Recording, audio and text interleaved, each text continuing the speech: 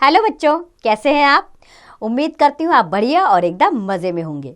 तो आइए बच्चों, आज एक बहुत अच्छी कविता पढ़ते हैं जो हमारे पक्षियों को लेकर है। और हमारे इस अध्याय का नाम भी यही है, आज़ाद पक्षी।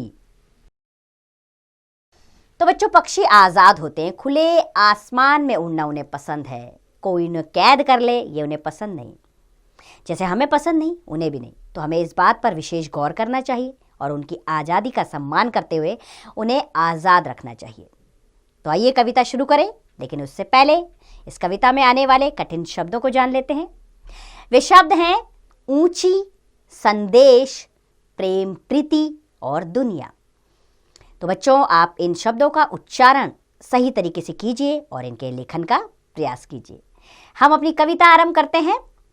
तो कविता यूं है हमारी कि पेड़ों की ऊंची डालों पर बैठे पक्षी गाते हैं, तुम्हें ज्ञात अपनी बोली में क्या संदेश सुनाते हैं। संदेश यानी कि कोई संदेशा उनके अंदर छुपा हुआ है,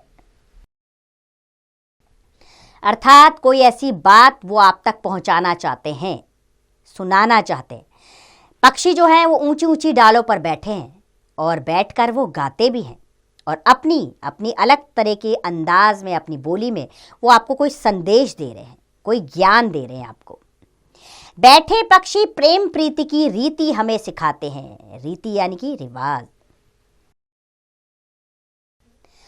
तो जो पक्षी बैठे हैं उनके अंदर क्या है, प्रेम की भावना है और यही भावना वो हमें सिखाते हैं।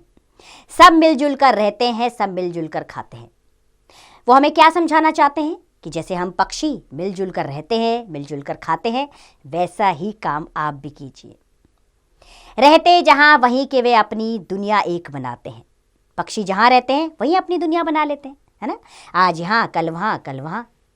तो इस तरह वो जगह जगह घूमते रहते हैं और हर जगह अपना बसेरा बसा लेते हैं। आसमान ही घर है उनका। आसमान क्या है, उनका घर है। जहां चाहते जाते हैं, वो खुले आसमान में उड़ते हैं। आप देखते होंगे कितने आज़ाद होते हैं वो। वही उनका घर है, जहां चाहे वो बैठ जाएं और जहां जाएं वो उड़ जाएं। इनके मन में लोभ नहीं, पाप नहीं, लालच नहीं, जग का सारा माल हड़प कर जीने की भी चाह नहीं। हड़प कर यानी कि लूट कर, और चाह का अर्थ होता है बच्चों इच्छा। अर्थात पक्षियों के मन में कोई लालच नहीं है, कोई पाप नहीं है, किसी और का माल हड़प कर जीने की इच्छा भी इनके अंदर नहीं है। अर्थात ये लोभ लालच से दूर है, केवल ये आज़ादी के साथ उड़ते हैं, सब मिलजुल कर रहते हैं। उड़ते सीमाहीन गगन में निर्भय विचरण करते हैं। निर्भय यानी कि निडर होकर, और विचरण यानी कि घूमना। उड़ते सीमाहीन गगन में निर्भय विचरण करते हैं, तुम हमसे जीना सीखो, हमें यही पाठ पढ़ाते हैं। तो पक्षी क्या करते हैं, सीमाहीन अर्थात सीमा के अंत तक। ऐसा लगता है हमें कि जहां गगन का अंत होता है वो सीमा, वहां तक वो जाना चाहते हैं और जाते हैं। निर्भय यानी कि बिना डर के वो घूमते रहते हैं। और हमें क्या सिखाते हैं, हमें सिखाते हैं कि इस दुनिया में आए हो तो जियो, किसी के मुख पर मुस्कान लाओ। ये पाठ वो हमें पढ़ाते हैं। जब पक्षी हमारे सामने आते हैं तो हमें अच्छे लगते हैं, है ना। उनका ची ची ची करना, उनका अंदाज, उड़ना, बैठना, वो क्या क्या करते हैं वो हम देखने लग जाते हैं। तो इसी तरह लोग भी हमसे प्रभावित हों, हमें ऐसा जीवन जीना चाहिए। अर्थात दुनिया में बहुत इंसान हैं, लेकिन कई लोग अपनी अमिट छाप छोड़ जाते हैं।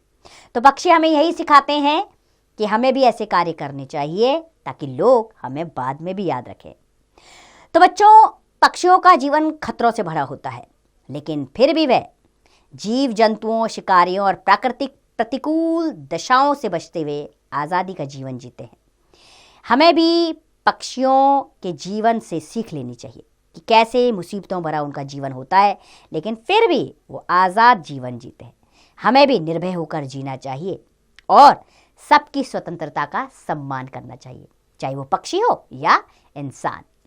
उम्मीद करती हूँ ये कविता आपको प्रभावित कर गई होगी और आपको पसंद आई होगी बेहद। आप इसे दोबारा ज़रूर पढ़िएगा और याद करने का भी प्रयास कीजिएगा और इससे मिलने वाली सीख को अवश्य अपने जीवन में अपनाइए। अब इसका अभ्यास कार्य आप स्वयं कीजिए।